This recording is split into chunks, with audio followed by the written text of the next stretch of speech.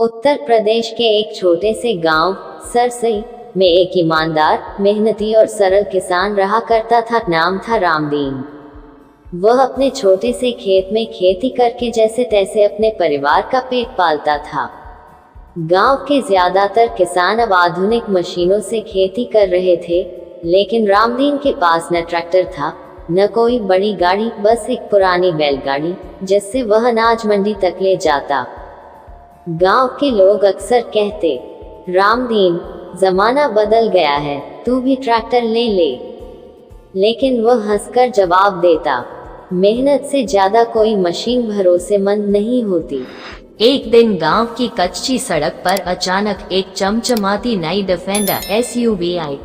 सफेद बॉडी, ऊंची ground clearance और चमकते अलॉय व्हील्स। गांव के बच्चे उसे देखकर दौड़ पड़े।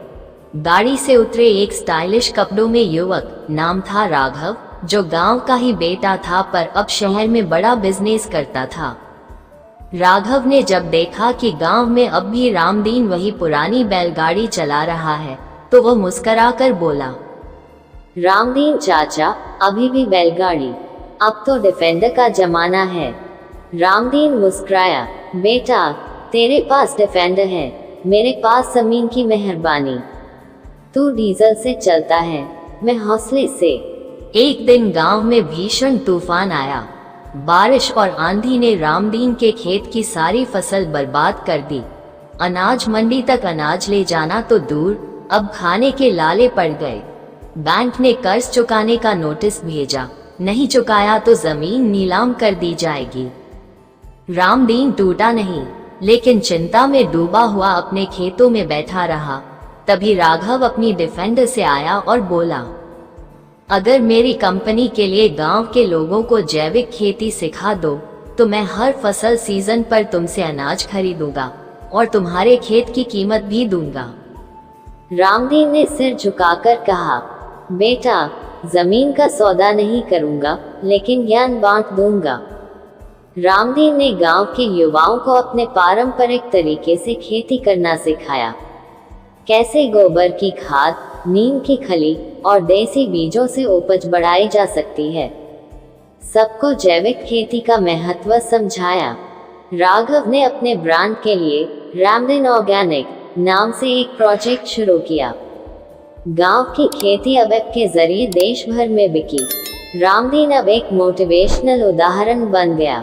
उसने किसी से पैसे नहीं मांगे, बस मेहनत, ईमानदारी और ज्ञान से दूसरों को रास्ता दिखाया। कुछ महीने बाद गांव में एक और नई डिफेंडर एसयूवी आई।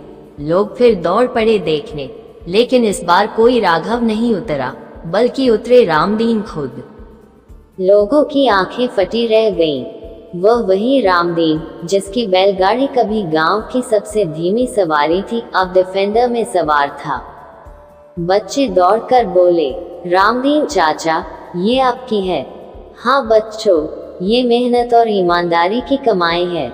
लेकिन याद रखना, गाड़ी बड़ी हो या छोटी, सोच बड़ी होनी चाहिए। रामदीन आज भी वही है, सादा कपड़े, जमीन से जुड़ा आदमी। फर्क बस इतना है कि अब वह गांव में मोटिवेशनल स्पीकर के रूप में जाना जाता है। देश भर से लोग उसके जैविक फार्म देखने आते हैं। वह अक्सर कहता, डिफेंडर गाड़ी तो सिर्फ एक साधन है, असली डिफेंडर तो आत्मविश्वास और ज्ञान है। ईमानदारी और मेहनत से कोई भी बड़ा मुकाम पा सकता है। हर गरीब आदमी के पास भी वो ताकत होती है जो अमीरों को प्रेरित कर सकती है। नई तकनीक से डरना नहीं चाहिए, लेकिन अपनी जड़ों को कभी नहीं छोड़ना चाहिए। ऐसी ही मोटिवेशनल वीडियो देखने के लिए चैनल को सब्सक्राइब करें। वीडियो को लाइक करके कमेंट में जय हिंद जरूर लिखें। जय हिंद।